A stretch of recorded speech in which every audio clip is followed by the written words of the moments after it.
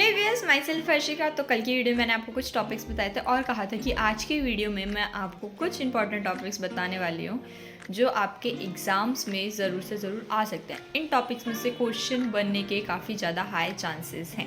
तो पहला टॉपिक है अर्ली आइडेंटिफिकेशन एंड इंटरवेंशन। तो ये एक्चुअल में एक इम्पॉर्टेंट टॉपिक है क्योंकि इसमें से क्वेश्चन हमारे टाइम पे भी आए थे। तो अर्ली आइडेंटिफिकेशन डेफिनेशन तो आपको स्क्रीन पे दिख ही रही होगी। हम डायरेक्ट चलते हैं मीनिंग की तरफ। Early identification parents, family members, peer group, journal teacher किसी के भी थ्रू किया जा सकता है। ये आइडेंटिफाई करता है कि बच्चे के किसी भी डेवलपमेंटल माइलस्टोन को। अब डेवलपमेंटल मीन्स बच्चा डेवलप कर रहा है और बट किस चीज़ में लैक कर रहा है। डेवलपमेंट के 4 डोमेन्स होते हैं: physical, cognitive, communication and emotional. Means इनमें से किसी भी पर्सपेक्टिव में बच्चा लैक कर रहा है, उस चीज़ को आइडेंटिफाई कर लेना उसे अर्ली आइडेंटिफिकेशन कहा जाता है। बच्चे की अर्ली एज में हम जितनी जल्दी बच्चे की कंडीशन को या फिर डिफ़िकल्टी को आइडेंटिफाई करेंगे, उतनी जल्दी उस पर हम वर्क कर पाएंगे, उतने अच्छे से हम बच्चे की एबिलिटीज़ को इन्हेंस कर पाएंगे। तो अर्ली आइडेंटिफिकेशन बहुत बहुत इंपॉर्टेंट होता है। तो अर्ली आइडेंटिफिकेशन हो गया, इसके बाद आता है अर्ली इंटरवेंशन का स्टेप। हमें पता तो चल गया कि बच्चे की ये डिफ़िकल्टी है, बच्चा इसमें परेशानी फेस कर रहा है, तो हमने उस परेशानी को दूर करने के लिए क्या स्टेप लिए, उसे हम अर्ली इंटरवेंशन कहते हैं। अर्ली इंटरवेंशन के 3 मॉडल्स होते हैं: home based model, centre based model और combined model. Means home based model होता है जब कोई स्पेशल एजुकेटर घर पे आता है बच्चे के और उसको एक्टिविटीज़ या फिर टास्क परफॉर्म करवाता है। नेक्स्ट आता है सेंटर बेस्ड मॉडल। इसमें बच्चे को किसी भी रिहेबिलिटेशन सेंटर में लेके जाया जाता है। अब इसके भी 3 वेज रहते हैं। अब हम रिहेबिलिटेशन सेंटर गए हैं तो वहाँ पे बहुत सारे एक्सपर्ट्स होंगे। तो पहला वे रहता है कि हर एक एक्सपर्ट इंडिविजुअली बच्चे के साथ डील करे। पहले एक ने डील किया, फिर दूसरे ने किया, फिर तीसरे ने किया, इंडिविजुअली अलग अलग। दूसरा रहता है कि सारे एक्सपर्ट्स एक साथ बैठें, बच्चे को सामने बैठाएं और सब उससे बातें करें एक ही टाइम पे। और थर्ड रहता है कि सारे एक्सपर्ट्स अपनी टीम पहले से उस बच्चे की कंडीशन को, रिपोर्ट्स को डिस्कस कर ले, सबके points, perspective, point of view note कर ले, एक रिज़ल्ट पे आ जाए। उसके बाद पूरी टीम की तरफ से कोई भी एक एक्सपर्ट जाके बच्चे और उसके पेरेंट्स को सारा प्रोसीजर एक्सप्लेन कर दे।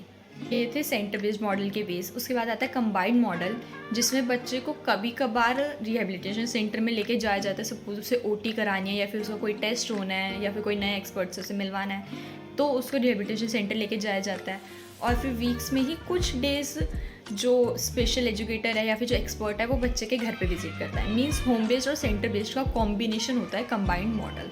ये कंप्लीट होता है हमारे इंटरवेंशन के 3 मॉडल्स। अब हम आते हैं नेक्स्ट टॉपिक की तरफ, जो है मेंटल इलनेस और मेंटल रिटार्डेशन। ये आपको क्लास में भी फील हो रहा होगा कि ये बहुत बहुत बहुत इंपॉर्टेंट टॉपिक है।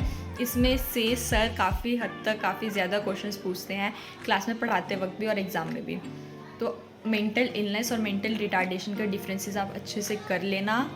बाकी गूगल पे सर्च करोगे तब भी मिल जाएगा इससे रिलेटेड मटेरियल। तो कुछ पॉइंट्स मैं भी बता दूंगी, जैसे कि मेंटल रिटार्डेशन एक लंबे टाइम के लिए कंडीशन होती है और जो मेंटल इलनेस है वो शॉर्ट टाइम पीरियड के लिए होती है। मेंटल रिटार्डेशन के बहुत सारे फैक्टर्स होते हैं, जैसे कि जेनेटिक फैक्टर्स हो गए हैं, उसका इन्वायरमेंटल फैक्टर्स हो गए हैं, डेवलपमेंट के टाइम पे प्रॉब्लम हुई है, चाहे वो ड्यूरिंग हो, बिफोर हो या आफ्टर हो। और मेंटल इलनेस के कुछ फैक्टर्स होते हैं, जैसे कि डिप्रेशन हो गया, एंग्जाइटी हो गया, हम किसी चीज़ की काफ़ी ज़्यादा होप लेके बैठे थे बट वो चीज़ नहीं हुई तो लोगों को थोड़ा सा परेशानी हो जाती है। जो मेंटल रिटार्डेशन है उसको जल्दी से क्योर नहीं किया जा सकता, इसकी कोई मेडिसिन नहीं चलती हैं। लेकिन जो मेंटल इलनेस है उसको मेडिकल पर्सपेक्टिव से या फिर योगा से, मेडिटेशन से ठीक किया जा सकता है। तो ये मेंटल रिटार्डेशन और मेंटल इलनेस के डिफ्रेंशिएशन के कुछ पॉइंट्स हैं। अब हम चलते हैं नेक्स्ट टॉपिक की तरफ, जो है नेशनल इंस्टीट्यूट्स फॉर डिसेबिलिटी। अब हमें नेशनल इंस्टीट्यूट्स, तो कौन सी डिसेबिलिटी के लिए कौन सा इंस्टीट्यूशन कब बना, कहाँ पर है, ये सब आप अच्छे से याद कर लेना क्योंकि इसमें से भी क्वेश्चन बनने के काफ़ी चांसेस हैं।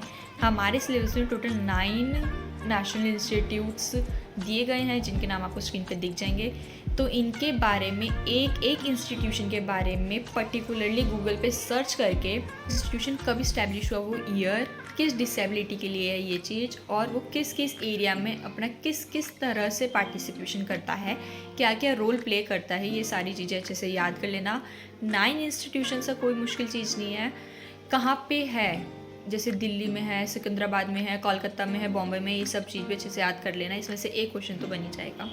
तो यही कुछ टॉपिक्स से पेपर नंबर 1 के इम्पॉर्टेंट, जिसमें से क्वेश्चंस बनने के काफ़ी ज़्यादा चांसेस हैं। इन्हें अच्छे से पढ़ के जाना and all the best for your exam. Till then bye bye.